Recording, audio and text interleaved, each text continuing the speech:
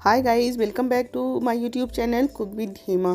तो आज हम आपके साथ शेयर करने जा रहे हैं कच्चे चावल की ऐसी रेसिपी जो आज तक आपके साथ किसी ने भी शेयर नहीं की होगी और आपने अभी तक कभी बनाई भी नहीं होगी।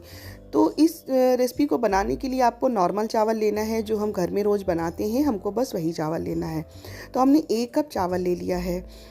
इसको हम सबसे पहले तलेंगे। तो तलने के लिए हमने कढ़ाई में ऑयल गरम करने के लिए चढ़ा दिया था और ऑयल जो है वो तेज़ गरम है। ऑयल का तेज़ गरम होना ही ज़रूरी है। तो ऑयल तेज़ गरम है और इसमें हमने आधे चावल को डाल दिया है और गैस की फ्लेम को हम मीडियम कर देंगे और इसको हम तल लेंगे।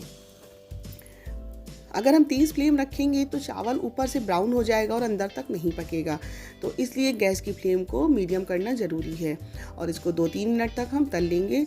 इसका कलर जब गोल्डन ब्राउन हो जाएगा बस उतनी देर तक ही हमको तलना है। तो ये देखिए गाइज, जो इसका कलर है वो लाइट गोल्डन हो गया है। बस हम थोड़ा सा इसको और तलेंगे। तो ये तल गए हैं, तो इनको हम एक स्ट्रेनर में निकाल लेते हैं। स्ट्रेनर में निकालना ज़रूरी है क्योंकि जो इसमें ऑयल होता है वो आसानी से इसमें निकल जाता है और एक्स्ट्रा ऑयल बिल्कुल भी नहीं बचता है। तो इसको हमने एक बाउल पे रख दिया है, तो जो भी एक्स्ट्रा ऑयल है वो इसमें से निकल जाएगा। तो जो बचे हुए चावल हैं उनको भी हम ऐसे ही फ्राई कर लेते हैं। तो गाइज़, अगर आप हमारे चैनल पर नए हैं और आपने अभी तक हमारे चैनल को सब्सक्राइब नहीं किया है तो उसको सब्सक्राइब कर दीजिए और पास में बनी हुई बेल आइकन को भी पुश करना बिल्कुल भी ना भूलें, जिससे आने वाली वीडियो का नोटिफिकेशन आपको सबसे पहले मिल जाए। तो देखिए, बातों बातों में ये वाले चावल भी हो गए हैं और हम इनको भी निकाल लेते हैं। तो इसको भी हम वैसे ही निकालेंगे स्ट्रेनर पे, क्योंकि स्ट्रेनर पे निकालने से जो एक्स्ट्रा ऑयल है वो निकल जाएगा। क्योंकि चावल छोटा छोटा सा होता है, उसको निकालने में थोड़ी दिक्कत होती है।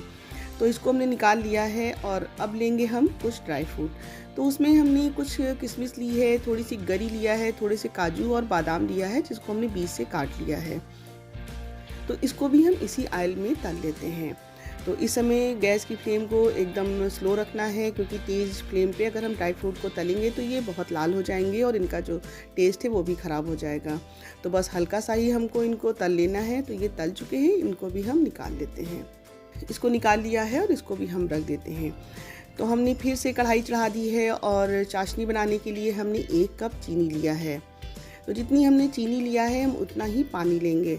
पानी डाल करके इसकी हम चाशनी तैयार कर लेंगे।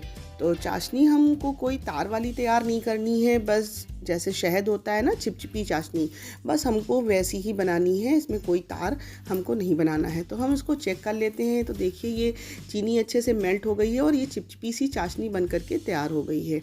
तो बस इसी स्टेज पर जो हमने चावल को भून के रखा है उनको हम डाल देंगे। तो आप कह रहे होंगे चाशनी बहुत पतली है और चावल को हमने इसमें डाल दिया है। तो गाइज़, बिल्कुल भी टेंशन मत लीजिए। अभी इसको हमें काफ़ी देर तक पकाना है और इसमें हमने ड्राई फ्रूट को भी डाल दिया है। तो बस अब सब चीज़ों को डालने के बाद हम इसको इसी में पकाते रहेंगे और जब तक कि पकाएंगे जब तक कि इसकी चाशनी इसमें काफ़ी गाढ़ी नहीं हो जाती है।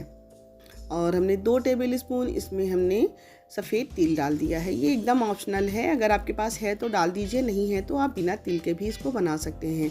लेकिन तिल डाल देने से इसका जो टेस्ट होता है वो बहुत ही यम्मी हो जाता है। तो हमने डाल दिया है। तो गाइस देखिए, चाशनी जितनी है वो सारी सूख गई है, एकदम चाशनी इसमें दिख नहीं रही है। तो बस हमको इसी स्टेज तक इसको पकाना है। तो इसको जमाने के लिए हमने एक थाली ली है जिसको हमने पहले से ऑयल से ग्रीस कर लिया। कोई भी थाली, ट्रे कुछ भी ले सकते हैं। और थाली में हमने थोड़े से सफ़ेद तिल डाल दिए हैं और थोड़ा सा डेसिकेटेड कोकोनट। ये एकदम ऑप्शनल है। इन दोनों चीज़ों को आप मन हो तो डालें, नहीं तो ना डालें, लेकिन इससे टेस्ट इसका बहुत अच्छा आ जाता है। और जो हमने मिठाई तैयार करके रखी है ये हम इसी थाली में डाल देंगे। इसको फटाफट हमको डाल देना है। डालने के बाद एक स्पैचुला लेंगे और स्पैचुला में ऑयल लगा लेंगे और ऑयल लगा करके इसको हम बराबर कर देंगे। तो ये काम हमको बहुत ही जल्दी से फटाफट करना है, इसमें हमें बिल्कुल भी टाइम नहीं लगाना है, नहीं तो ये जमने लगेगा। स्पैचुला में हमने ऑयल लगा करके इसको बराबर कर दिया। अगर आप ऑयल नहीं लगाएंगे तो ये स्पैचुला में चिपकने लगेगा और आसानी से ये बराबर नहीं हो पाएगा। तो ये हमने इसमें बराबर कर दिया है। इसको ठंडा होने के लिए हम 1 घंटे के लिए रख देते हैं और ये ठंडा हो गया है। तो अब इसको हम डिमोल्ड कर लेते हैं। तो इसको हम बहुत ही आसानी से हो जाता है। अगर बाय द वे आपका नहीं निकल पा रहा है तो आप थाली को हल्का सा गैस पे रख दीजिए बस 1-2 सेकंड के लिए और बहुत आसानी से निकल आएगा। और देखिए हमने टैप किया और आसानी से निकल आया। तो ये एकदम पट्टी जैसी कितनी बढ़िया सी बन गई है। ये बहुत ही जैसे मुरमुरे के लड्डू होते हैं ना, ये उससे भी ज़्यादा टेस्टी बनी हुई है।